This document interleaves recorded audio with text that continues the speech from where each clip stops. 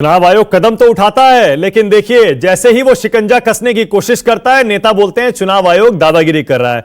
जरा जनरल वर्मा मुझे यह भी बताइए, इतना कैश आता कहां से है जनरल वर्मा? नोटबंदी के बाद तो हम मान रहे थे कैश काफी हद तक खत्म हो गया, आज लेकिन कैश का सर्कुलेशन देश में सबसे ज्यादा है, 21 लाख करोड़ के आसपास है। पर कहां से आ रहा है इतना पैसा?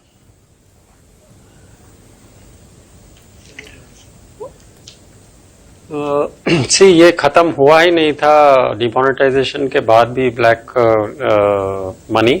लेकिन पिछले जब 2014 के चुनाव हुए थे तब भी हमने देखा था, जो लोग रिसर्च करते हैं इस चीज पे, ये चुनावों की तैयारी 2-3 साल पहले शुरू हो जाती है और 1 साल पहले से ये जो अलग अलग तरीके से शेल कंपनीज हैं, कुछ टैक्स हेवन्स हैं जो बाहर के देशों में, वहां पे ये सारा पैसा होता है और उसको धीरे धीरे करके अलग अलग तरीकों से, जो कि कानून के जकड़ में ना आए, इस प्रकार से इनको वापस लाया जाता है पैसे को और इसको दोबारा से वो किया जाता है। एक तरीका ये है।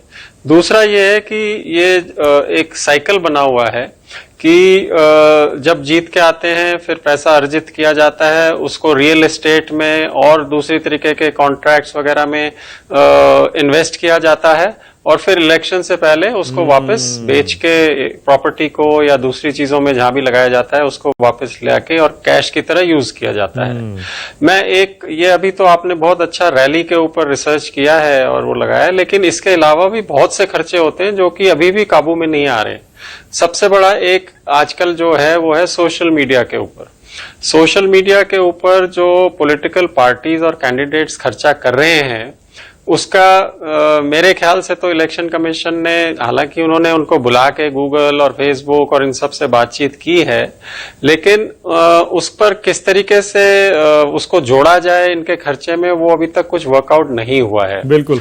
और अगर आप देखना चाहते हैं तो फेसबुक के और गूगल के उस पे उन्होंने शुरू किया है कि हर हफ्ते वो खर्चा दिखाते हैं कि एडवर्टाइजमेंट्स पे पॉलिटिकल पार्टी ने या पॉलिटिकल किसी कैंडिडेट ने कितना खर्चा दिया है, वो उनके उस पे आप देख सकते हैं जाके। ठीक है। लेकिन ये इनके खर्चे में जुड़ेगा, वो दिखाया जाएगा, इसके ऊपर अभी भी कोई क्लियर वो नहीं। ठीक है, एक छोटा सा ब्रेक लेना पड़ेगा मुझे, लेकिन ऑपरेशन रैली के जरिए आपको समझ में आ गया होगा कैसे सारे के सारे चुनाव लड़ने वाले उम्मीदवार और बड़े और छोटे राजनीतिक दल भी लोगों को बेवकूफ बनाते हैं, चुनाव आयोग की आंखों में धूल झोंकते हैं। छोटा सा ब्रेक ले रहे हैं, फौरन लौट रहे हैं। ऑपरेशन रैली में हमने आपको दिखाया कैसे एक एक रैली में, एक एक प्रत्याशी की, लोकसभा चुनाव की रैली में 23-24 लाख रुपया खर्च हो जाता है और 3 रैलियों में ही 70 लाख की लिमिट क्रॉस हो जाती है। लेकिन सोचिए जरा, आपके अपने आसपास ही देख लीजिएगा कितनी कितनी रैलियां करेगा एक एक उम्मीदवार। इसका मतलब रामनाथ ये हुआ कि इतने बरसों में आज तक ये चीजें काबू नहीं आई तो कभी नहीं आने वाली। हम मानकर चलें कि ये हमारे लोकतंत्र का, हमारी चुनावी प्रक्रिया का एक हिस्सा बन चुकी है। देखिए, माना कि स्वीकार कर लेना चाहिए। हाँ, बिल्कुल। और जितनी भी एजेंसी हैं, चाहे वो कॉन्स्टिट्यूशनल बॉडी हो या स्टैट्यूटरी बॉडी हो, लॉ कमीशन ऑफ इंडिया से लेके इलेक्शन कमीशन ऑफ इंडिया तक बहुत सारी कमेटी बनी। पहली जेपीसी एक बनी थी, फिर दिनेश गोस्वामी कमेटी बनी, फिर इंद्रजीत गुप्ता कमेटी बनी, फिर सेकेंड ARC आया, बीच में पुंछी कमीशन भी आया। सबने ये माना कि एक गलत, मतलब बहुत ज्यादा पैसा खर्च होता है और इस पे रोक लगनी चाहिए, क्योंकि निष्पक्ष तरीके से हो ही नहीं रहा है। एक अच्छा उम्मीदवार, लेवल प्लेइंग फील्ड ही नहीं, और that distort the very essence of democracy. तो जो डेमोक्रेसी का जो बेसिक्स है उसको डिस्टॉर्ट कर रहे हैं।